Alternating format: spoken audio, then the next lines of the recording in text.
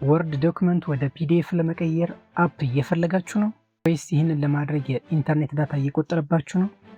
በዚህ ቪዲዮ ውስጥ ያለምንም ኢንተርኔት ያለምንም ሶፍትዌር አፕ ወርድ ቱ ፒዲኤፍ በ30 ሰከንድ እንዴት እንደምንቀይር አሳያችኋለሁ። ብዙ ሰዎች የሚሰሩት ስህተት ጉግል ሰርች ላይ ይሄዱና ወርድ ቱ ፒዲኤፍ ኦንላይን ኮንቨርተር ብሎ ይጽፋሉ። ከዛ ፈለጉት ዌብሳይት ላይ ገብተው ፋይል አፕሎድ ያደርጉና ወደ ፒዲኤፍ ይቀይራሉ። እውነተኛው ፕሮፌሽናል ሜተድ ግን ይህ አይደለም።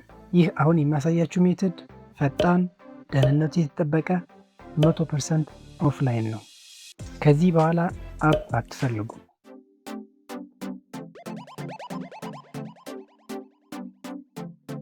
ፓርት 1 ኦፕን ወርድ ዶክመንት። እንግዲህ መጀመሪያ ወርድ ዶክመንት እንከፍታለን፣ ወደ ፒዲኤፍ መቀየር የምንፈልገውን ማለት ነው። ይህም የራሱ ማውጫ ያለው ሲሆን የፈለግነው ርዕስ ላይ ኮንትሮል ፕላስ ክሊክ ብናደርግ ወዲያውኑ ወደ ፈለግነው ርዕስ ገጽ ይወስደናል።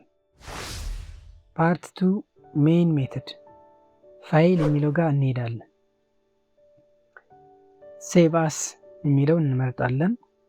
አሁን እዚህ ላይ ታች ላይ እንደምታዩት ሴቭ አስ ታይፕ የሚለው ቦክስ ውስጥ ፒዲኤፍ የሚለውን እንመርጣለን። ቀጥለን ማስቀመጫ ቦታ እንመርጣለን። ለምሳሌ ዶክመንትስ እንመርጥ። ከዚያ ፋይል ኔም እንሰጠዋለን።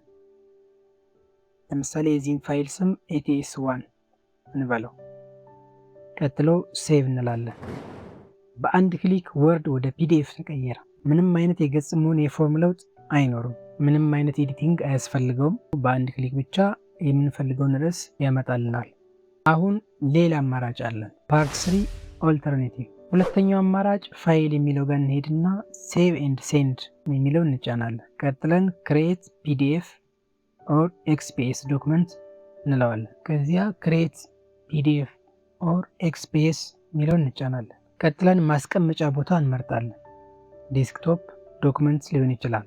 ለምሳሌ አሁንም ዶክመንትስ እንምረጥና ከዚያ ፋይል ኔም ATS2 እንላለን። ታች ላይ ኦፕሽንስ የምትላለች እንደምታዩት ስታንዳርድ እና ሚኒመም ሳይዝ ሚል ማለት ነው። ያው ስታንዳርድ ከሆነ ሃይ ኳሊቲ ስለሚሆን ይህን እንመርጣለን። ቀጥለን ፐብሊሽ እንለዋለን። በአንድ ክሊክ ወርድ ወደ ፒዲኤፍ ተቀየረ። እንደምታዩት ራሱ ፒዲኤፍ ይከፍታል። ምንም አይነት የገጽም ሆነ የፎርማቲንግ ለውጥ አይኖርም። ምንም አይነት ኤዲቲንግ አያስፈልገውም። በአንድ ክሊክ ብቻ የምንፈልገውን ርዕስ ያመጣልናል። እንዳያችሁት ወርድ ቱ ፒዲኤፍ ኮንቨርሽን በጣም ቀላል ነው። ከእንግዲህ ዌብሳይት መፈለግ፣ ኢንተርኔት ዳታ መበላት አቁሙ።